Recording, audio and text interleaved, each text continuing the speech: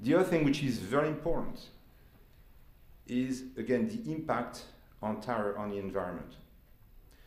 And here there is an example of life cycle, and where is the most important part in terms of the impact of tire on the life cycle. And you see here that 85, depending on the study, but it's always between 85 and 90% of the impact of the tire is during its usage.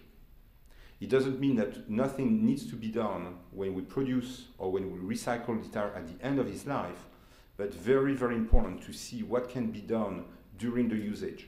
And that's the reason why, so fuel economy, therefore, for tires, mass and rolling resistance is so critical. 20% of the energy or the fuel that you consume on your car is eaten by the tire. That could have been a good question to ask, by the way. It goes up to 30% for truck, and it goes up to 30% for electric vehicle. Now, just roughly, why are we going up when we go from internal combustion to electric vehicle? Just, we need to understand where is that energy consumed coming from. When the tire moves, it flexes, especially when the tire enters into contact with the road, it becomes flatter, and then it comes back to its original shape. Just imagine that you take a paper clip and just moving like that. You're going to produce some heat. This is exactly the same thing with the tire. So really the challenge is to decrease the amount of heat which is generated when the tire flexes. Okay? Now, the heat produced by the tire on an internal combustion or an electric vehicle is the same. That's the same physics, right? Now, the rest of the energy comes from, let's say, aerodynamics and the efficiency of your engine.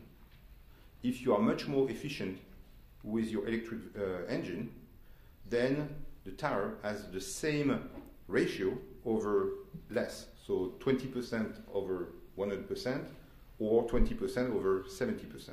So that's where, again, tire becomes even more important. And I won't give you a secret, we are very happy to see the importance of tire growing, because that's where technology and premium will become even more important. And again, that's the reason why we are extremely interested to participate to this kind of conference, to understand what's the future, but also to communicate how important the tire can be on the goal of decreasing emission. So 20% going to 30%. And this is something that, in terms of decreasing rolling resistance, is not new. If you look at the evolution since very far, the solid tire, you see that we've decreased more than sixfold, I guess, since the very beginning. Since the introduction of the green tire in 1992, rolling resistance has been decreased by about 40%. And we were discussing with the colleagues this morning, if all in the UK, if all the vehicles were driving on green tires, about 8 million tons of CO2 could be saved. Now, is it big or not? Well, if you try to come back to say, well, what is the equivalent of zero emission vehicles that we could replace by saving 8 million tons of CO2? Well, it represents roughly 2.5 to 3 million vehicles. So by switching everybody to green tire, you have an instant effect of 3 million zero emission vehicle on the road, just like that. So again, there is something to be said here, and in terms of, again, education, there is an immediate impact. Now, let's even go a little bit further, not today, but tomorrow. What can we see? As I said, since 1992, about 40% improvement in rolling resistance. There is still things which can be done with new material, with new construction in terms of tire, and we see still a potential of 20 to 30% in terms of decrease. This is one way.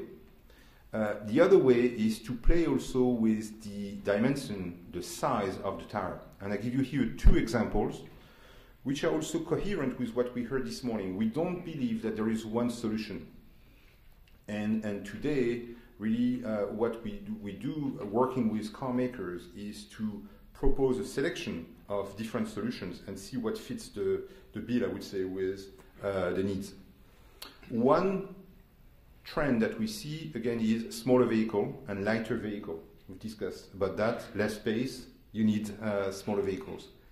And in this case, what we're trying to do is really to propose pretty much the same type of performance than today with a much smaller tire. So we are experimenting, for example, with a Citroën C2, a smaller tire, 10-inch instead of 14. So we're going back to the mini tire, okay? And the interest of doing that is that by going smaller, you gain about 15 kilos, about 30 pounds in terms of weight, because not only you decrease the weight of the tire, but you decrease the weight of the wheel, and you gain space, which can be used two ways. Either you've got more room inside, or you've got a smaller vehicle. So that's one direction that we really believe will be interesting. Big questions, but is it fashionable? We see more and more, big tires and big wheels on the car. In Clermont, we always say that a vehicle is something which is designed around the tire. That might become true here, and we believe that, again, with electric vehicle, with new type of transportation, style might also totally change, and small tires cannot be ruled out. The other way, for either bigger vehicles or vehicles going between cities, we also believe in what we call the taller and narrow tire. So in this case, we will not come back to bicycle tires, but we're going to a narrow tire where aerodynamics can be improved even by the tire. So this is another area that we are looking at, and we've seen already some car makers very interested by these different solutions.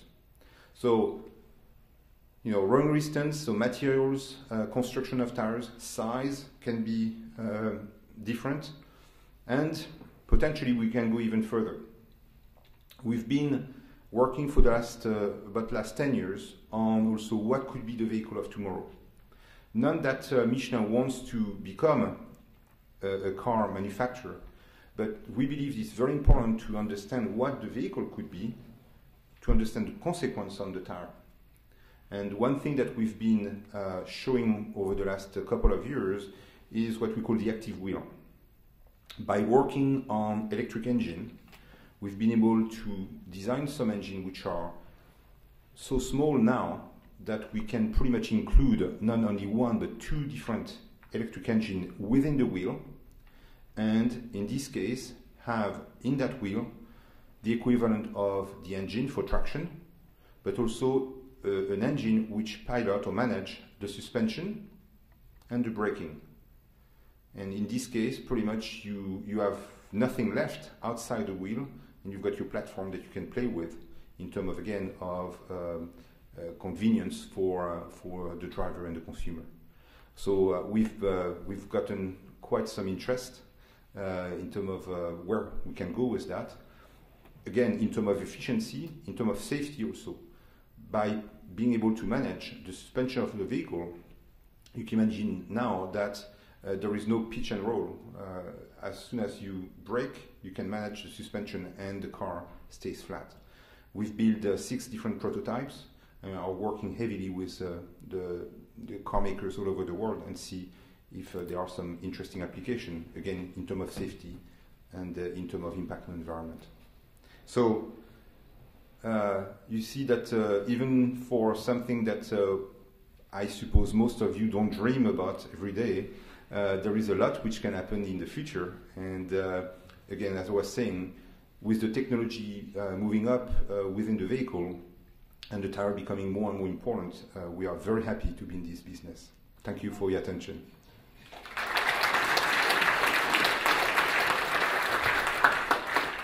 I think there is a question.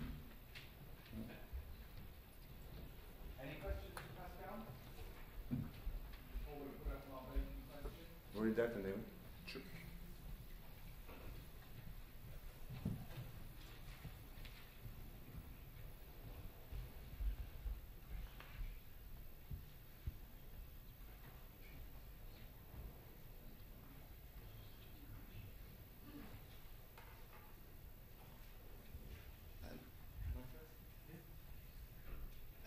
What work have you done on the reduction of particulate matter generation from tyres, and how does that affect performance and safety?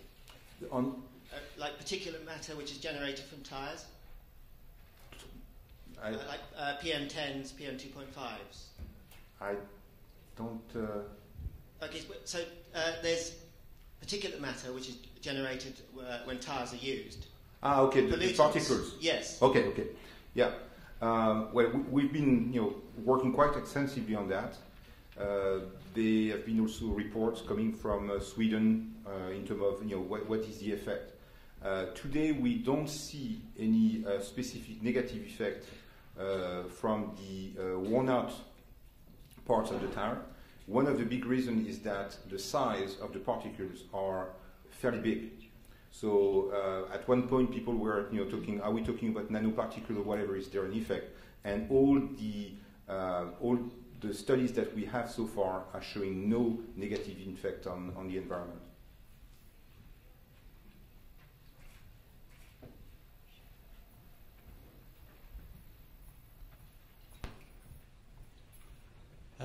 Alan Hutchinson, Oxford Brookes University.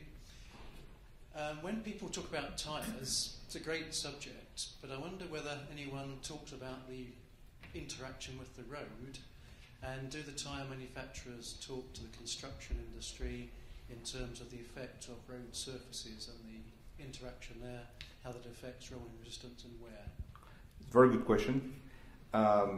Yes, we are talking quite a lot to both the governments and the road constructors.